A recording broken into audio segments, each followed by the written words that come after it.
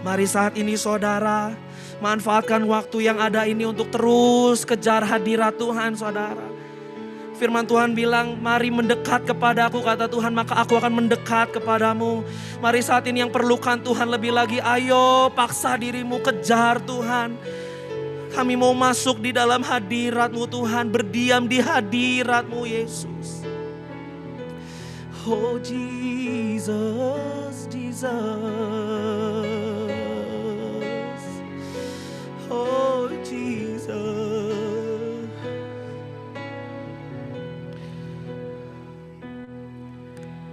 Ku berdiam dekat Bapa, semakin indah, indah ku rasa.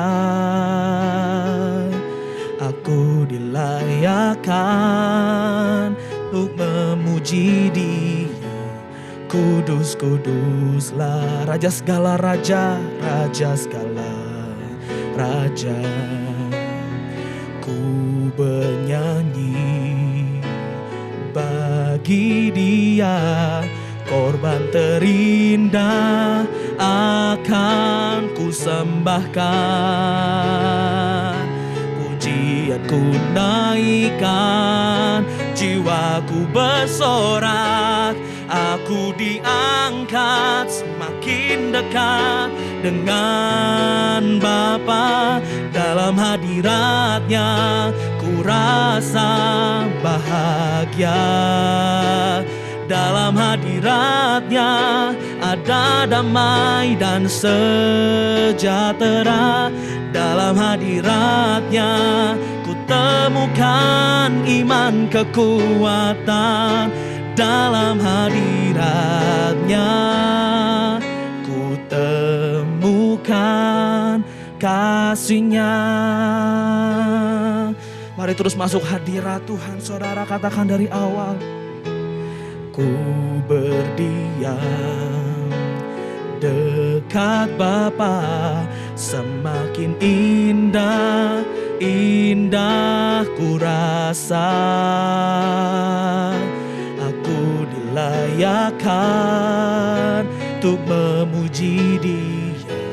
Kudus, kuduslah Raja, Raja segala raja.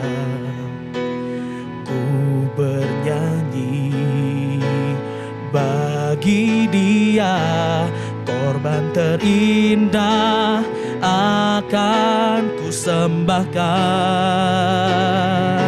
Pujianku naikkan, jiwaku bersorak. Aku diangkat semakin dekat dengan Bapa. Dalam hadirat-Nya ku rasa bahagia, amin.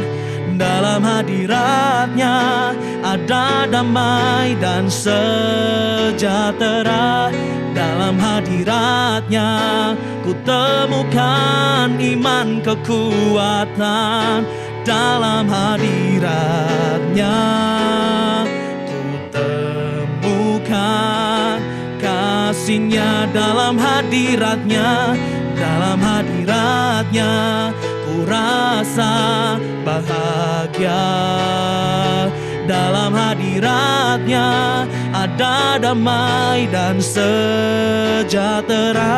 Dalam hadirat-Nya ku temukan iman kekuatan. Dalam hadirat-Nya ku temukan kasih-Nya.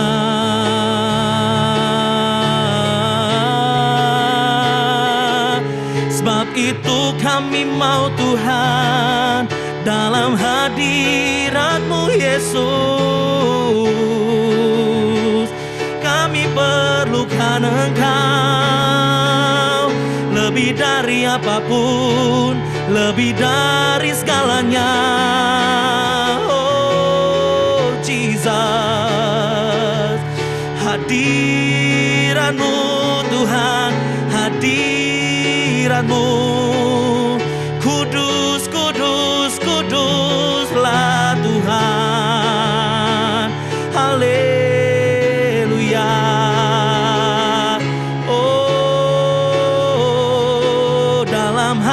hadirat-Mu. Dalam hadirat-Nya ku rasa bahagia. Dalam hadirat-Nya ada damai dan sejahtera. Dalam hadirat-Nya ku temukan iman kekuatan. Dalam hadirat-Nya ku temukan kasih-Nya. Mari yang perlu hadirat Tuhan. Dalam hadirat-Nya ku rasa bahagia. Ini yang kami perlukan Tuhan. Dalam hadirat-Nya ada damai dan sejahtera. Dalam hadirat-Nya ku temukan iman kekuatan. Dalam hadirat-Nya ku temukan kasih-Nya. Mari terakhir katakan dalam hadirat-Nya. Dalam hadirat-Nya ku rasa bahagia. Dalam hadirat-Nya ada damai dan sejahtera. Dalam hadirat-Nya ku temukan iman kekuatan. Dalam hadirat-Nya ku temukan kasih-Nya. Dalam hadirat-Nya ku temukan. Dalam hadirat-Nya ku temukan kasih-Nya. Haleluya.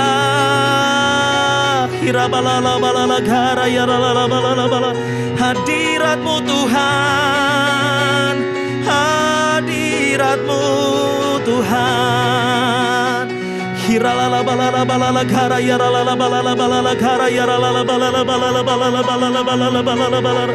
Mari sejenak saudara bangun manusia imanmu, manusia rohmu, ayo berbahasa roh.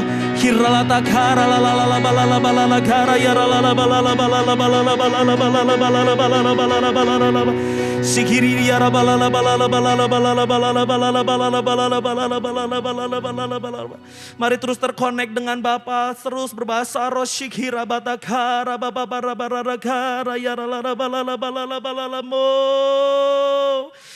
Ora bagara yara lala bagara yara balara gara yara balara gara yara balara gara yara bala bagara yara bagara yara balagara yara balara. Yang kami mau hanyalah berjumpa dengan-Mu Tuhan. Yang kami mau adalah terus berada di dalam hadirat-Mu Tuhan. Biar ada kekuatan yang baru.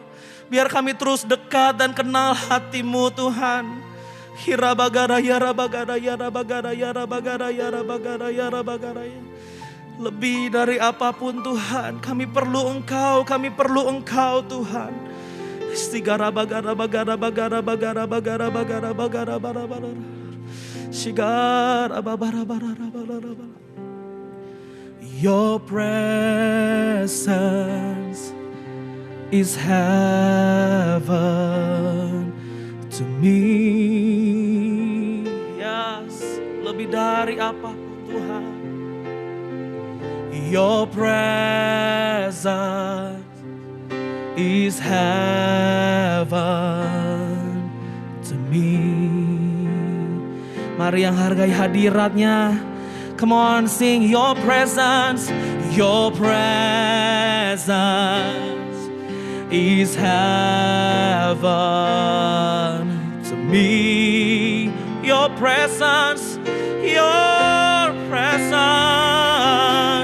your presence is heaven to me, to me, to me. Oh Jesus, oh Jesus, oh Jesus. Your presence is heaven to me. Oh Jesus, oh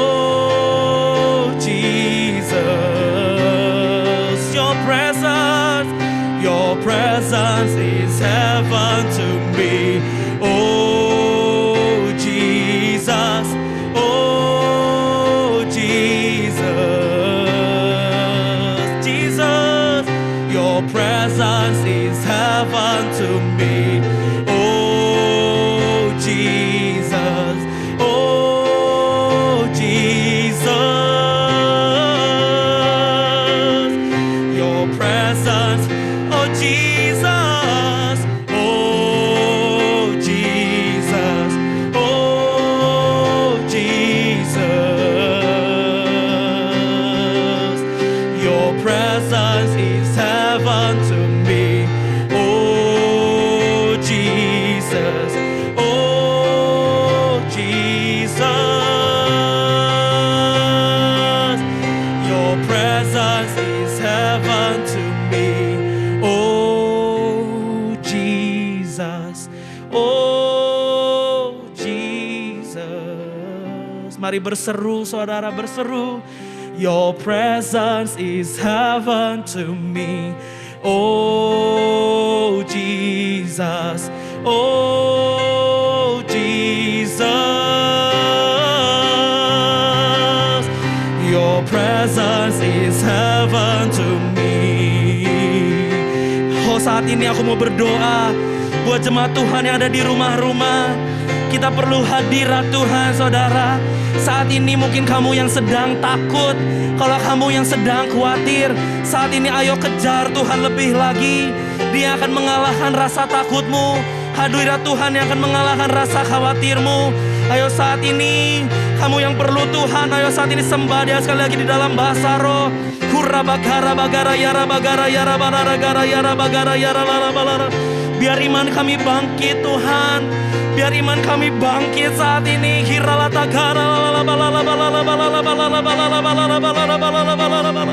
Ayo sejenak berbahasa roh dengan kuat. Saat ini ketakutan telah dikalahkan. Setiap ketakutan, setiap kekhawatiran telah dikalahkan di dalam nama Yesus. Hirabagara yara bagara yara bagara yara bagara yara gara bagara yara bagara yara bagara yara bagara. Oh Roh Kudus, penuhi kami Tuhan. Hirabagara yara bagara yara bagara yara bagara. Biar dari tempat maha tinggi tercurah hadirat-Mu Tuhan, tercurah Roh-Mu Tuhan. Hirabagara yara lala bagara yara bagara yara bagara yara bagara yara bagara yara bagara. Hirabagara yara lala balala balala balala balala balala balala balala balala balala. Mengalirlah kuasa Roh Kudus. Come on Jesus. Mengalirlah di rumah kami. Mengalirlah oh Roh Kudus. Pulihkanku, mengalir Roh Kudus. Mengalirlah kuasa Roh Kudus. Ayo Roh Kudus, mengalirlah di tempat ini. Mengalirlah oh Roh Kudus di hidupku, di hidup. Mari minta Roh Kudus mengalir. Come on. Mengalirlah kuasa Roh Kudus. Mengalir, mengalirlah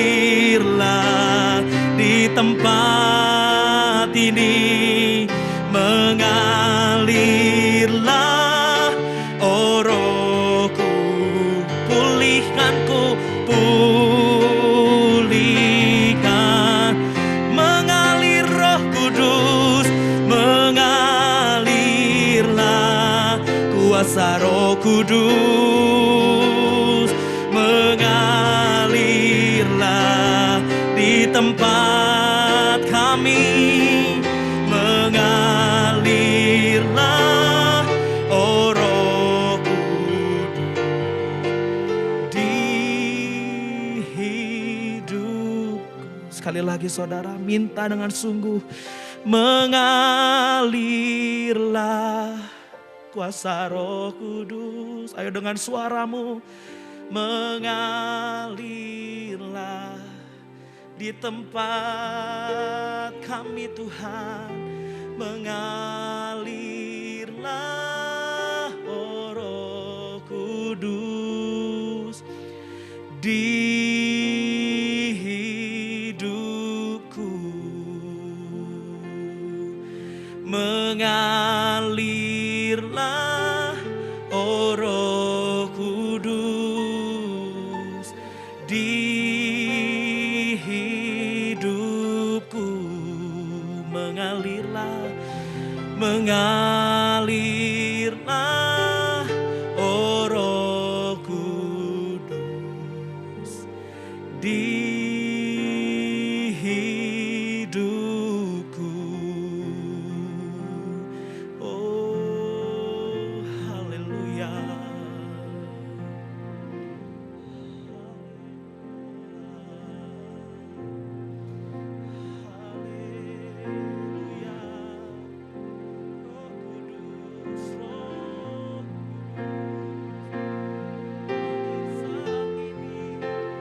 Bapak, kami bersyukur untuk anugerah kebaikan Tuhan bagi kami semua. Untuk sore malam hari ini kami bisa berkumpul kembali. Seberapa kami yang hadir, terima kasih Tuhan. Kami mau belajar bahwa tiap kali kami kumpul bersama-sama di dalam Connect at Home seperti ini, kami mau belajar lebih banyak hal. Dan kami tahu bahwa kadang-kadang kami gak ngerti Tuhan apa yang kami dengar. Tapi biarlah semua ini menjadi sebuah perenungan bagi kami, untuk kami, setidaknya kami mempunyai sikap hati untuk kami belajar banyak hal tentang Engkau Tuhan. Karena hari-hari ini adalah hari-hari yang jahat, di mana kalau kami nggak belajar tentang Tuhan yang sesungguhnya, kami akan terombang-ambing dengan begitu banyak pengajaran, dengan begitu banyak orang-orang yang mengatasnamakan Tuhan. Oleh karena itu, ajar kami untuk kami semakin mengerti, mendalami, kami kuat di dalam apa yang kami yakini Tuhan.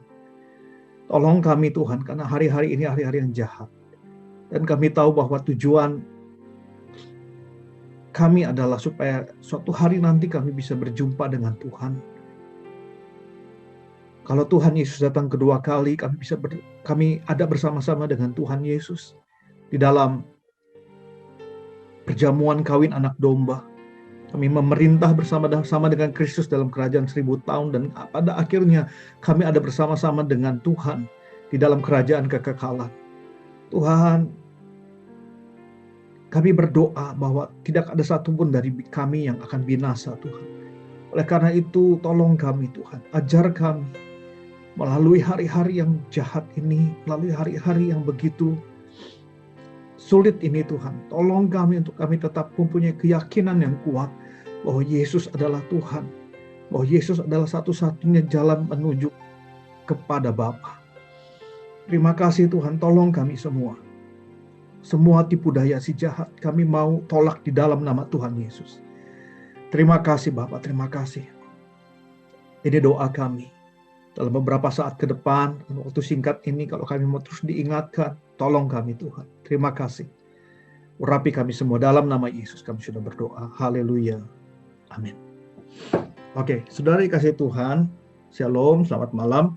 Ya, sebelum kita akan melanjutkan apa yang kita bahas minggu yang lalu mengenai Pentakosta, saudara, saya ingin umumkan bahwa minggu depan kita akan Encounter Night. Saudara, kita akan doa, tetapi juga karena minggu depan kebetulan Pastor Andi Cokro ada di Bandung, ya, karena hari Rabunya juga harus rekaman dan juga ada ada healing worship online. Jadi beliau ada di Bandung. Jadi minggu depan Pastor Andi Cokro akan live untuk mengisi Encounter Night. Jadi saudara, mari minggu depan mungkin kita bisa berikan waktu ya untuk kita bisa bersama-sama mengalami recharge, kita di-charge kembali. Dan saya percaya bahwa waktu kita sungguh-sungguh mencari Tuhan, maka Tuhan akan membuka dirinya bagi setiap kita. Ya, saya percaya saya mendapatkan satu perenungan beberapa waktu terakhir, saudara, bahwa di dalam Matius pasal 7 ayat yang ke-7, saudara, dikatakan demikian, mintalah maka akan diberikan kepadamu, carilah maka kamu akan mendapat, ketuklah maka pintu akan dibukakan bagimu. Karena setiap orang yang meminta, menerima, dan setiap orang yang mencari, mendapat, dan setiap orang yang mengetuk, baginya pintu dibukakan. Jadi saudara, hari-hari ini adalah hari-hari yang jahat. Kita tahu kita sedang ada di hari-hari yang begitu menakutkan, masih ada di dalam pandemi dan krisis ekonomi yang ya kita bersyukur kalau kita melihat ada hari-hari ini mungkin lebih baik sedikit, tetapi kita masih ada di dalam krisis ini, saudara. Tetapi apapun situasi hidup kita, saya ingin mendorong kita untuk terus mencari Tuhan, karena Tuhan adalah satu-satunya pribadi yang tidak mengecewakan. Dia adalah sumber harapan kita. Ya, setiap kali kita bertemu seperti ini, semuanya hanya untuk supaya kita lebih mengalami Tuhan, ya saudara. Nah,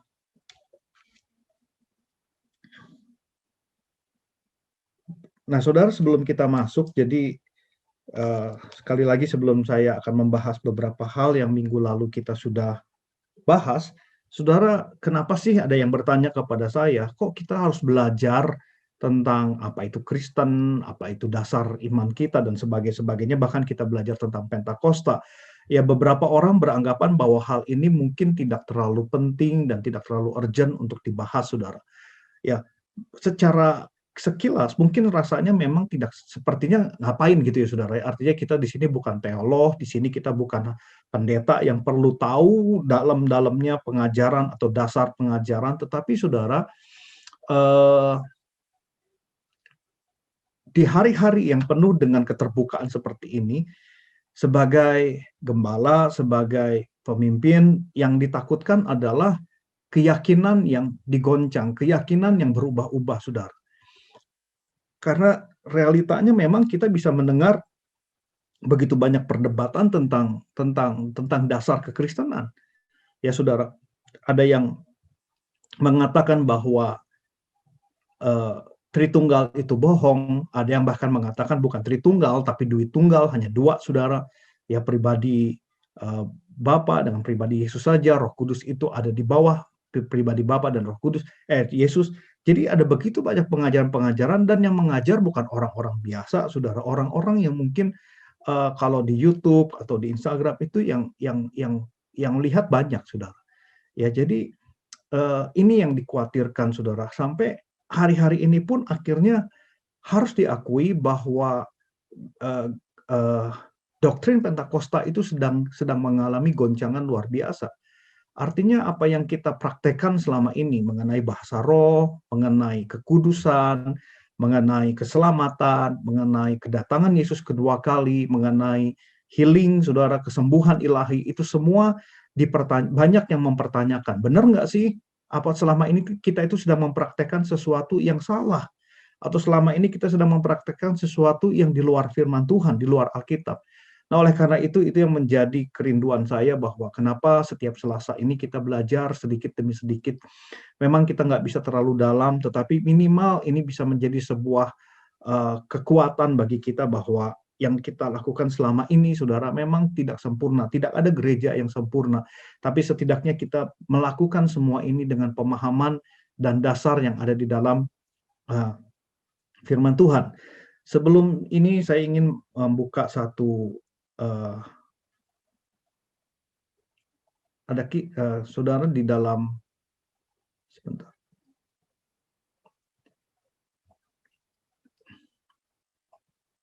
Nah, saudara, kalau lihat tulisan kelihatan ya, ada Keluaran 32, saudara. Oke, saudara, saya ingin kita lihat sini sebentar. Di sini saya akan bacakan, saudara. Keluaran 32 adalah sebuah peristiwa di mana orang Israel membuat lembu emas, ya, dosa yang luar biasa yang membuat Tuhan murka. Padahal, saudara, itu orang Israel waktu itu sudah melihat bagaimana Tuhan bekerja dalam kehidupan mereka, membelah Laut Teberau, saudara, yang melakukan begitu banyak mujizat-mujizat dalam tulah yang dilakukan di dalam kepada orang Filistin.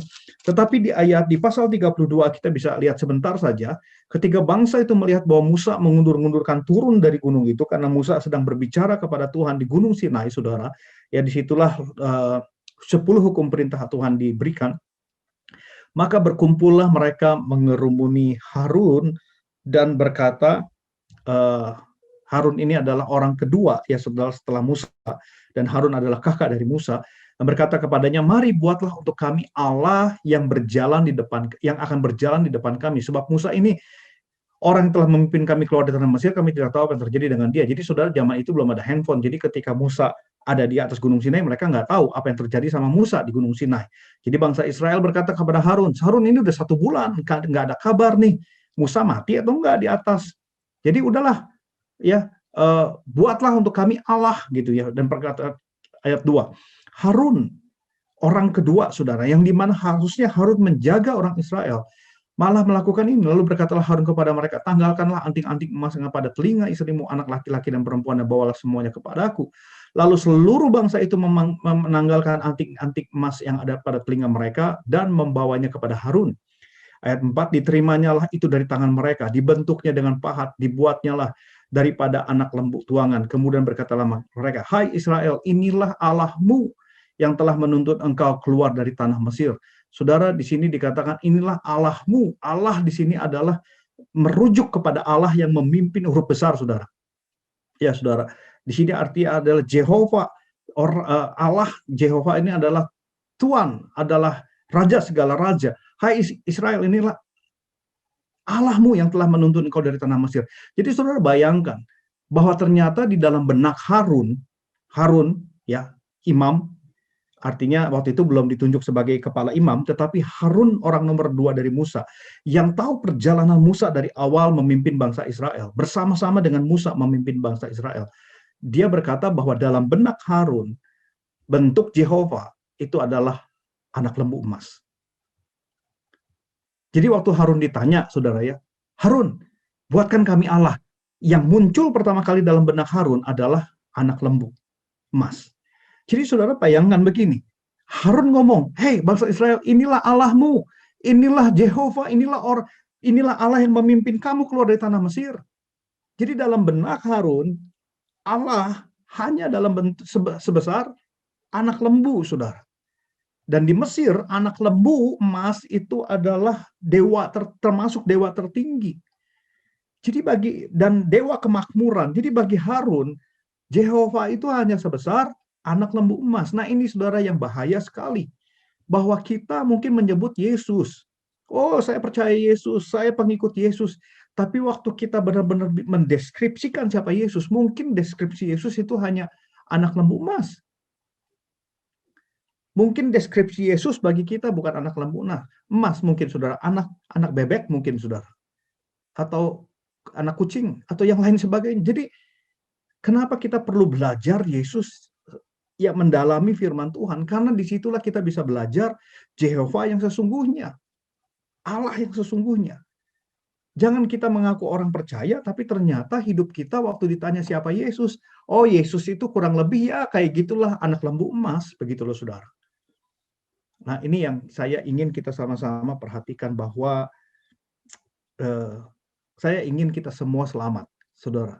Ya, ini pesan gembala sidang kita, Pak Niko. Pak Niko berkata bahwa para gembala, satu hal yang perlu kalian tanamkan adalah agar para jemaat itu masuk surga. Saudara, kalau saya bayangkan tanggung jawab gembala, tanggung jawab pemimpin, gembala sidang atau gembala cabang dan sebagainya. Saudara, tujuan kita semua adalah supaya sebuah orang masuk surga, mengalami Yesus. Di bumi mengalami Yesus, tapi ujungnya adalah kehidupan yang kekal.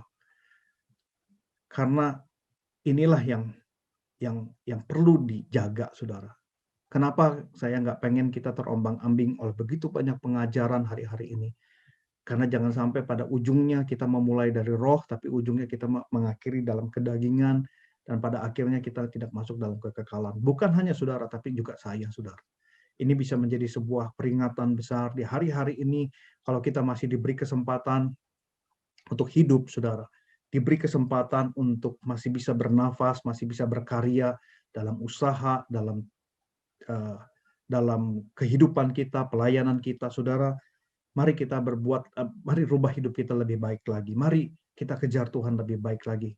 Di mana pada ujung dari semuanya adalah kehidupan yang kekal bersama Tuhan. Yang setuju katakan amin. Saudara, ini menjadi kerinduan kami. Inilah yang mendasari kenapa kita perlu belajar sedikit-sedikit, saudara. Amin. Nah, oleh karena itu kita akan balik lagi, saudara, kenapa kita perlu belajar, ya, kenapa kita itu perlu belajar gerakan Pentakosta dan sebagainya. Apa hubungannya? Hubungannya memang ada yang bertanya, apa hubungannya dengan pekerjaan saya? Apa hubungannya dengan kehidupan sehari-hari saya? Mungkin nggak langsung, Bapak Ibu Saudara. Tapi keyakinan-keyakinan yang dibangun itu akan berimplikasi, berdampak pada kehidupan kita sehari-hari. Ya, Saudara. Misalnya contohnya tentang berbahasa roh misalnya.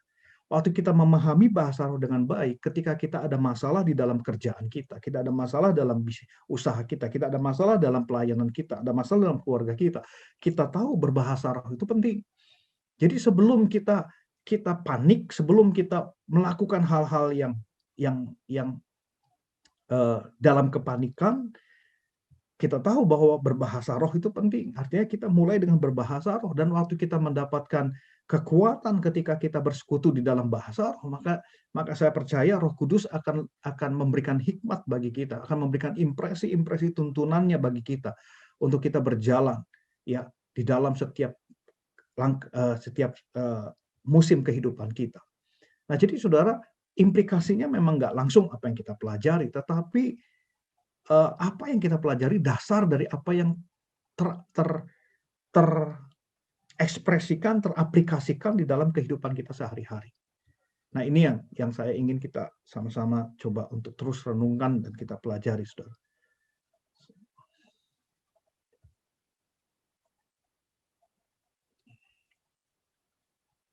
Oke, minggu lalu kita belajar tentang beberapa hal, saudara. Saya nggak akan bahas lagi, tetapi kita belajar minggu lalu tentang kegerakan awal dari Pentakosta.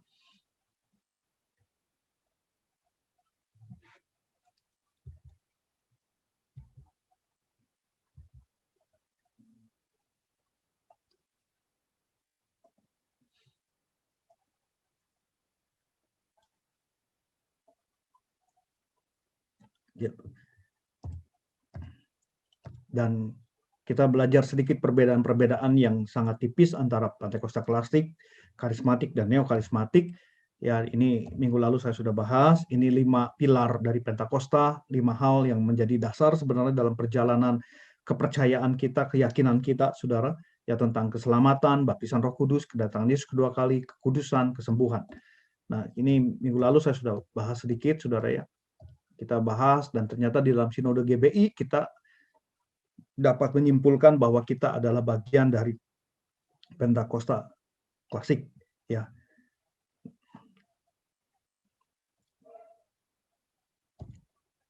Ini hubungannya antara 5 pilar dengan pengakuan iman atau iman rasuli dari Sinode GBI. Saya nggak bahas. Nah, sampai sini, saudara, ya.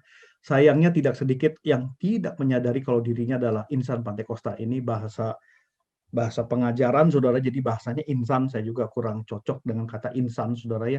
Insan itu artinya kita adalah pribadi Pentakosta, kita adalah bagian dari Pentakosta, ya. Jadi menjadi anggota jemaat, melayani, bahkan menjadi pejabat di gereja aliran Pentakosta, tapi tidak sadar dirinya adalah bagian atau adalah pribadi Pentakosta, saudara. Nah, kita akan bahas satu hal yang menjadi poin utama di dalam Pentakosta, ya. Kalau misalnya kita bicara tentang keselamatan, aliran lain pun bicara keselamatan, baik Metodis, Anglikan, dan sebagainya, bicara tentang keselamatan. Ya, saudara, kalau kita bicara tentang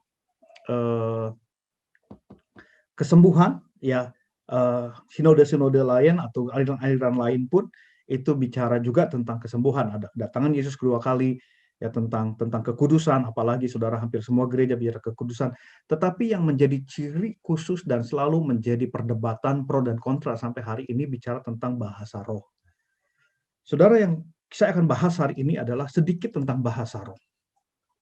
Nah, ini agak panjang, saudara ya, dan kita jujur saya pun harus pelan-pelan, dan kita nggak akan bahas terlalu dalam, saudara, supaya uh, uh, nanti mungkin ada kesempatan, ada yang lebih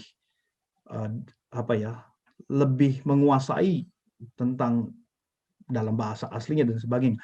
Tetapi ini aja, saudara, yang saya ingin bahas hari ini adalah ada 4 hal. Ya, karena bahasa roh ini adalah hal yang paling khusus, artinya yang sangat berbeda antara aliran Pentakosta dengan aliran-aliran kekristenan yang lain. Ya, kurang memiliki pemahaman yang benar tentang doktrin baptisan Roh Kudus dan bahasa roh yang utuh atau biblikal. Jadi saudara, berbahasa roh itu adalah bukan asal, berbahasa roh itu bukan sesuatu yang sekedar, tapi sebenarnya kita harus melihat bahwa bahasa roh itu adalah bagian yang tidak terpisahkan dari gerakan Pentakosta yang pertama kali terjadi di Kisah Para Rasul. Ya, kenapa kita disebut dengan aliran Pentakosta? Karena kita percaya bahwa apa yang terjadi di Kisah Para Rasul juga terjadi pada masa ini, ya saudara. Dan kita tahu kalau kita pelajari Kisah Para Rasul dimulai dengan kenaikan Yesus ke surga, saudara ya. Kenaikan Yesus ke surga, tetapi Yesus berkata di Kisah Para Rasul 1 ayat 8 dikatakan bahwa karena itu tetapi kamu akan menerima kuasa kalau Roh Kudus turun ke atas kamu, dan kamu akan menjadi saksiku di Yerusalem dan di seluruh Yudea dan Samaria dan sampai ke ujung bumi. Jadi itu adalah perkataan Yesus sebelum dia naik ke surga, saudara. Ya, dan kemudian setelah Yesus naik ke surga, terjadilah hari Pentakosta itu, di mana para murid mengalami baptisan Roh Kudus. Kita percaya itu baptisan Roh Kudus. Ada lidah-lidah api yang muncul di atas kepala setiap para murid yang berkumpul 120 orang di kamar loteng, dan kemudian kita bisa melihat bahwa mereka berbahasa roh, saudara, ya, dan akhirnya ada 3.000 orang bertobat pada hari itu. Nah, jadi itulah yang kenapa aliran Pentakosta itu menjadi berbeda, karena kita percaya dengan yang namanya bahasa roh ini. Nah, ada 4 hal yang menjadi biasanya ini kontra, saudara ya. Jadi ini biasanya menjadi pembenaran dari beberapa orang yang tidak mau berbahasa roh atau tidak terlalu hidup di dalam bahasa roh. Nah, yang pertama adalah berbahasa roh hanya pada saat dibaptis Roh Kudus saja, setelah itu tidak. Berbahasa roh yang sekarang dilakukan di gereja udah bukan bahasa roh yang asli. Ketiga, bahasa roh itu dalam doa pribadi saja, tidak boleh digunakan dalam ibadah dan harus ada yang menafsirkan. Bahasa roh adalah tanda untuk orang beriman. Saya kan beriman. Nah, jadi saudara, ini 4 bahasan utama yang akan kita bahas. Tapi sekali lagi bahwa kita perlu untuk pelan-pelan, saudara. Saya akan melewati beberapa hal. Ya, ini dampaknya dari 4 hal tadi, dampaknya tidak atau jarang berbahasa roh sekalipun dalam ibadah. Ini dampak dari 4 pertanyaan di depan ini, saudara ya. Ini adalah isu yang sering beredar di kalangan umat Kristen, ya, baik yang Pentakosta, karismatik, ataupun yang di luar karismatik. Saudara, 4 hal ini selalu menjadi pertanyaan utama, saudara. Dan dampak dari pertanyaan-pertanyaan ini yang negatifnya lah kurang lebih, ya saudara. Ya, pertama, tidak berbahasa roh sekalipun dalam ibadah, tidak mengalami berkat dari manfaat berbahasa roh, menyampaikan kritik komentar negatif tentang bahasa roh, kemudian tidak mengajarkan doktrin baptisan Roh Kudus dan bahasa roh yang utuh dan alkitabiah, yang menyerang gereja hamba Tuhan yang mengajarkan doktrin baptisan Roh Kudus dan bahasa roh yang utuh dan alkitabiah, melecehkan, mengolok-olok bahasa roh dengan menggantikan pengucapan bahasa roh dengan kata-kata tertentu yang disampaikan dalam khotbah untuk membuat jemaat tertawa. Jadi ini dampak negatifnya, saudara. Ya, nah ini hanya saya nggak akan terlalu bahas di sini, saudara. Ya, nanti ada waktunya kita akan bahas lebih dalam tentang beberapa hal ini. Nah, kita langsung ke bahasan yang tadi. Nah, saudara, yang pertama dikatakan bahasa roh dilakukan gereja sekarang bukan bahasa roh yang asli. Nah,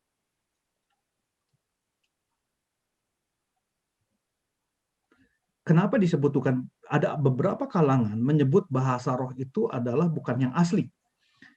yang warna merah, saudara perhatikan, di situ dikatakan bahasa roh dalam Kisah Para Rasul 2 ayat 1-4, ya senolalia, itu dalam bahasa Yunani atau kitab Yunani aslinya ditulis dengan kata senolalia, di mana orang-orang yang mendengarnya dalam bahasa mereka yang mengerti, itu yang asli. Jadi saudara, ada beberapa kalangan yang menyatakan bahwa bahasa roh yang benar, yang asli adalah bahasa roh yang pertama terjadi di dalam Kisah Para Rasul. Jadi yang sekarang yang dilakukan di dalam gereja-gereja Pantekosta karismatik itu bukan bahasa roh yang asli, ya. Atau di sini dikatakan bahwa atau glosolalia. Nah, saudara, di dalam Alkitab sebenarnya istilah senolalia dan glosolalia secara literal tidak ada di dalam Alkitab. Nah, nanti saya hanya akan bahas sedikit, saudara. Glosolalia itu biasanya adalah bahasa roh yang identik dengan apa yang kita praktekkan. Waktu saya berbahasa roh, misalnya tadi WL berbahasa roh di dalam gereja, itu cenderung adalah dalam bahasa Yunaninya, itu adalah glosolalia. Itu memang berbeda dengan senolalia yang ada di dalam Kisah Para Rasul 2 ayat 1-4. Jadi saudara, memang tidak bisa di-compare gitu ya, saudara ya. Jadi kalau dibilang bahasa roh yang asli adalah yang senolalia, padahal yang kita praktekkan sekarang adalah glosolalia gitu, saudara ya. Nah, nanti kita akan lihat ada beberapa kebenaran di dalam Alkitab bahwa glosolalia itu juga dipraktekkan pada Kisah Para Rasul, pada zaman para rasul ya. Nah, kita bahas dulu, lihat kebenaran dalam Alkitabiahnya. Istilah senolalia dan glosolalia secara literal tidak ada dalam Alkitab.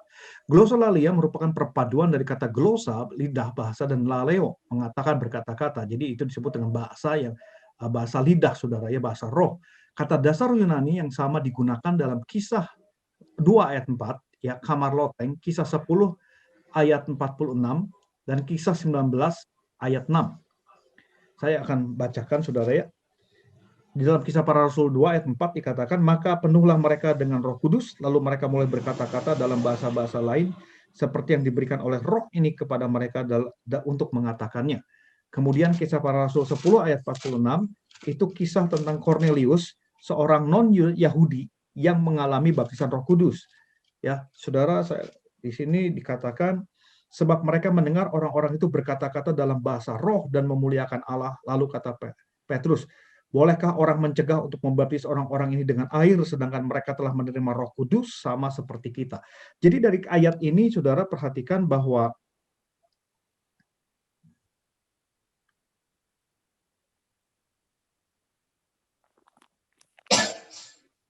baptisan Roh Kudus adalah sesuatu yang alkitabiah.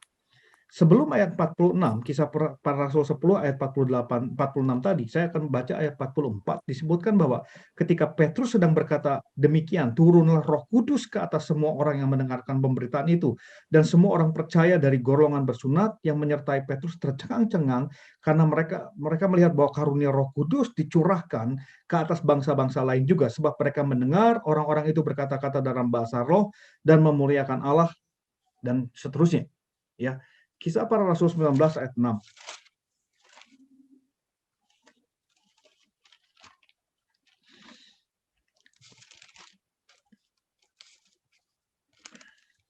Dan ketika Paulus menumpangkan tangan di atas mereka, turunlah Roh Kudus ke atas mereka dan mulailah mereka berkata-kata dalam bahasa roh dan bernubuat.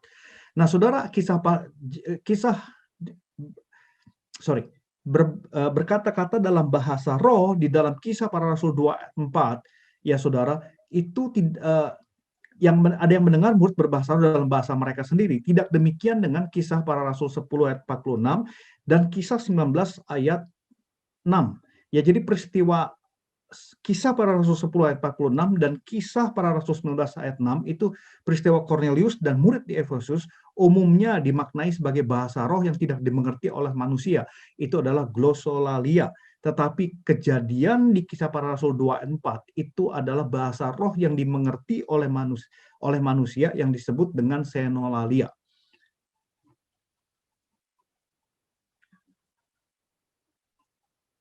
Oke, saudara, rasanya pusing ya? Ya, oke, saya bahas satu-satu ya, saudara. Kita udah tutup ininya, saya bahas dengan kata-kata saya. Nah, jadi saudara, dari kejadian apa yang tadi saya bacakan, memang kita perlu mengerti yang pertama pasti baptisan Roh Kudus itu ada. Ya, dikatakan Roh Kudus dicurahkan dan prakteknya memang dalam penumpangan tangan. Tadi kita baca ya saudara ya, waktu Paulus menumpangkan tangan, turunlah Roh Kudus, turunlah Roh Kudus memenuhi mereka. Jadi baptisan Roh Kudus itu memang terjadi. Artinya Roh Kudus memenuhi orang-orang tersebut. Bahkan kalau di dalam kisah Petrus nggak menumpangkan tangan, Petrus sedang khotbah, tiba-tiba Roh Kudus turun. Jadi saudara, manifestasi Roh Kudus seperti itu adalah sesuatu yang biasa. Jadi kalau kita melihat di dalam praktek bergereja kita, bahwa manifestasi Roh Kudus terjadi, itu hal yang biasa, saudara. Tapi nanti kita akan belajar nanti, saudara ya. Sekarang saya hanya sebut saja bahwa manifestasi Roh Kudus itu wajar, tetapi memang harus tertib. Nanti kita akan bahas tertibnya itu apa, tapi next time, saudara ya. Yang saya mau bahas yang saya mau simpulkan hari ini yang tadi, saudara, bahwa ada orang-orang yang berkata bahwa bahasa roh sekarang ini adalah bahasa roh yang dibuat-buat. Bahkan ada beberapa yang mengatakan bahasa roh yang sekarang kita praktekkan adalah sebenarnya adalah bahasa-bahasa kuno atau bahasa-bahasa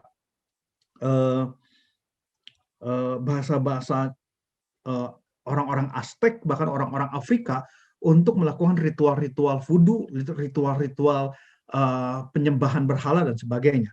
Nah, saudara, saya nggak ingin kita fokus dalam konteks kosakatanya, ya kosakata berbahasa roh kita yang bisa laba-laba atau ini contoh saja, bisa ke sana ke sini, saya nggak konteks itu. Tapi konteksnya adalah bicara bahwa ada orang-orang yang mengatakan bahwa bahasa roh itu udah nggak ada. Bahasa roh yang asli adalah yang terjadi di Pentakosta, hari Pentakosta, pencurahan Roh Kudus yang pertama. Ya saudara, di kamar loteng, di mana para rasul mengalami baptisan Roh Kudus, ada api di atas kepala mereka, dan mereka berbahasa roh. Nah, bahasa roh di situ, saudara, dikatakan tulisannya adalah senolalia. Senolalia adalah bahasa roh yang dimengerti. Jadi kalau kita perhatikan kisah para rasul pasal yang kedua, ayat yang ke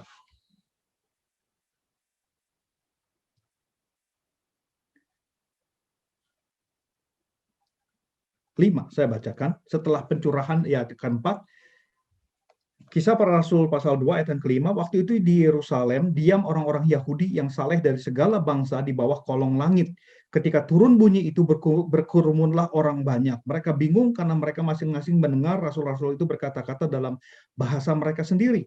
Ya, mereka semua tercengang-cengang dan heran lalu berkata, bukankah mereka semua orang yang berkata-kata itu adalah orang Galilea?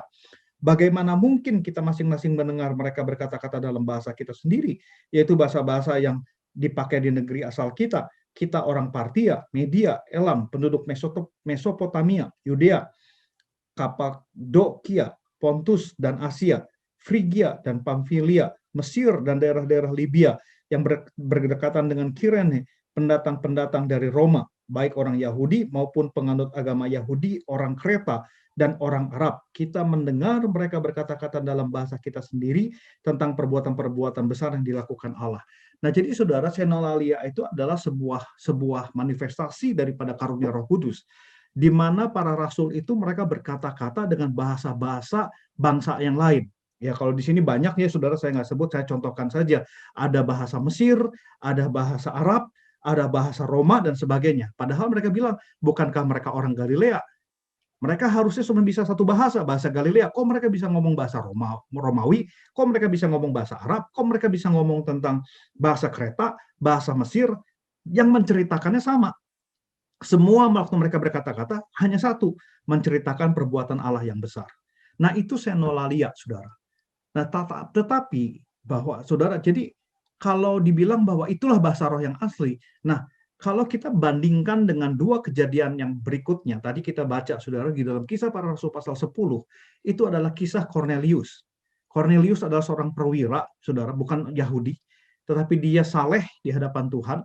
Dan ketika Petrus datang dan berkhotbah di rumah Cornelius, karena tuntunan Tuhan, Petrus itu lagi di kota Yope, saudara, ya, tetapi kemudian Tuhan menyuruh datang ke rumah Cornelius, dan apa yang terjadi waktu Petrus sedang khotbah, tiba-tiba turunlah Roh Kudus, dan orang-orang di ruangan itu termasuk Cornelius dan keluarganya, mereka tiba-tiba dipenuhi oleh Roh Kudus dan bermanifestasi berbahasa roh. Nah, ini yang disebut dengan glossolalia.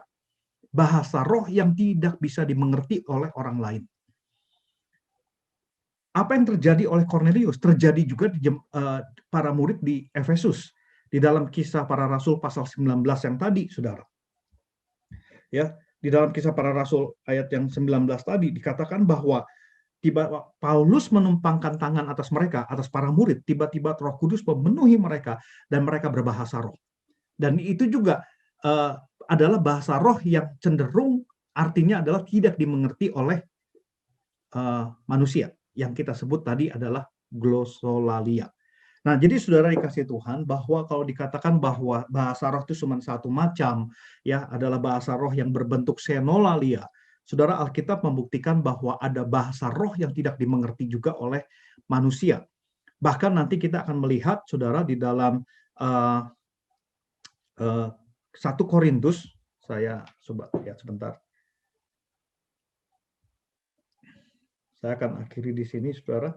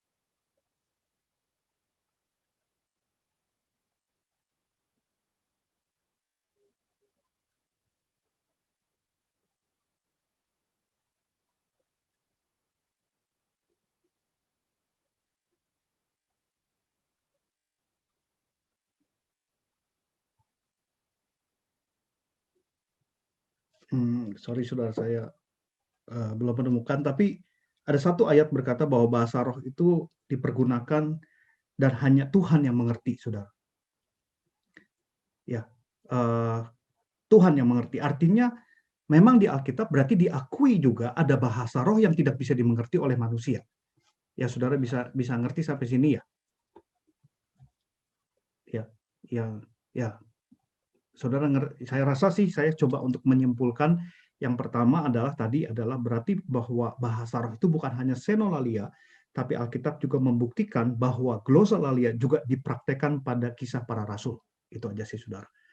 Nanti ya satu ayat ini saya lupa, saudara, tiba-tiba lupa bahwa bahasa roh itu hanya dimengerti oleh Tuhan. Mungkin ada yang ingat ayatnya di mana ya? Bahwa waktu kita berbahasa roh tidak ada yang mengerti, hanya Tuhan yang mengerti. Coba, karena kalau enggak nanti saudara salah tangkap, saya coba.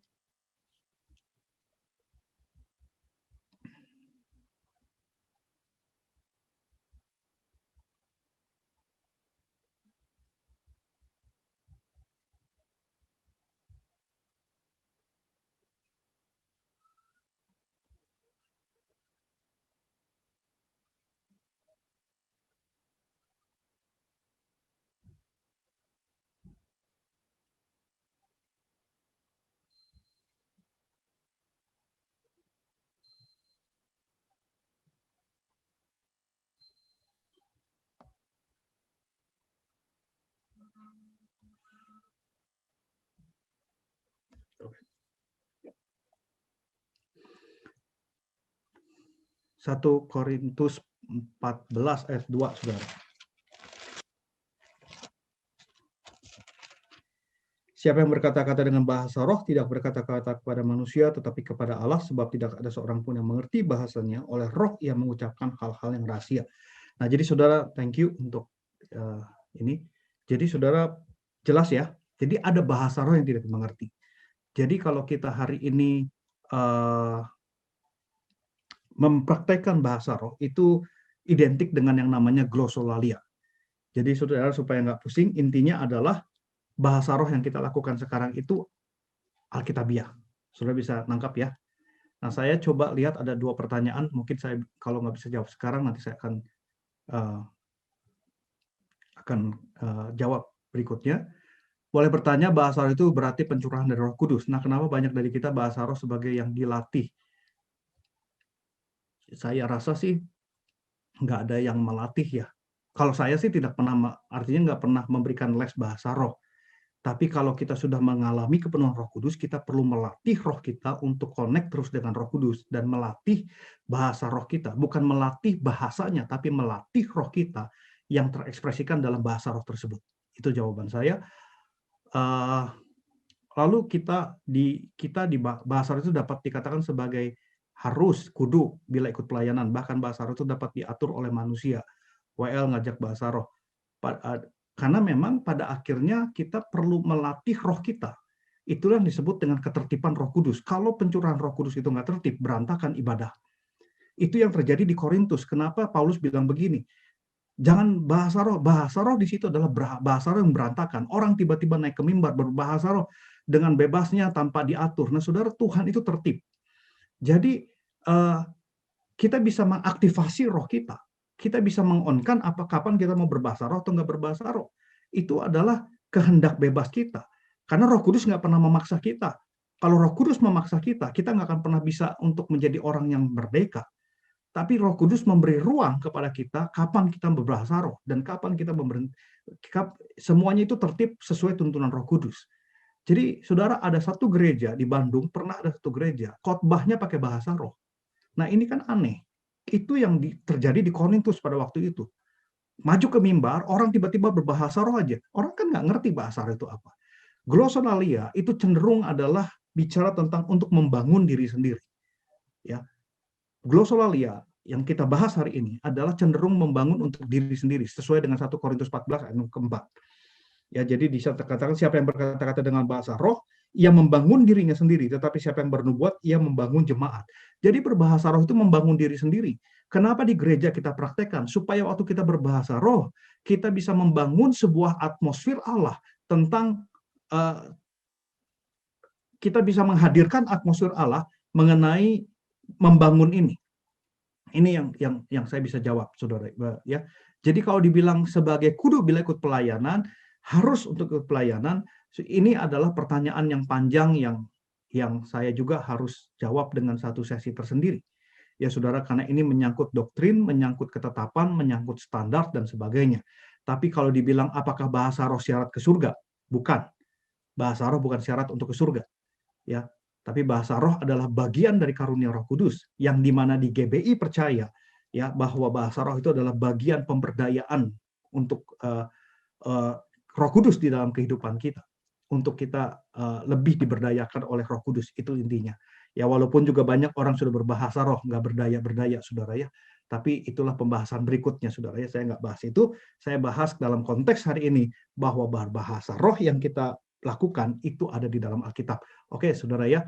Nanti kalau ada pertanyaan, 2 minggu lagi kita bisa bicara tentang bahasa roh. Ya, tapi saya ingin bahas 4 hal ini terlebih dahulu supaya kita mengerti bahwa yang kita lakukan, kita praktekkan bukan sesuatu yang salah.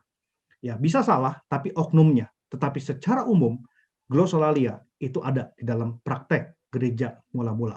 Itu saja, saudara. Jadi kalau dibilang, apakah semua bahasa roh benar? Enggak juga, saudara. Banyak orang berbahasa roh ngaco juga, ikut-ikutan juga ada. Ya, tetapi bukan itu konteksnya. Pembahasan saya adalah glossolalia itu ada di dalam gereja mula-mula. Ya, bukan hanya xenolalia. Oke, saudara, saya rasa cukup di situ dulu ya, karena kalau diteruskan pusing, saudara. Saya rasa ini bukan sesuatu yang gampang kita cerna, tetapi saya berharap kita semua bisa belajar. Oke, saudara, kita berdoa. Kami bersyukur anugerah kebaikan-Mu pada malam hari ini.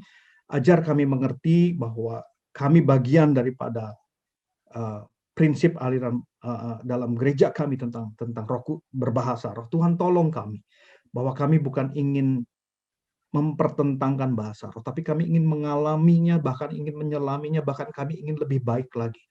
Kami berdoa biar apa yang kami pelajari sungguh ini bisa membuat kami semakin menyadari betapa pentingnya kuasa Roh Kudus dalam kehidupan kami. Tuhan, tolong kami.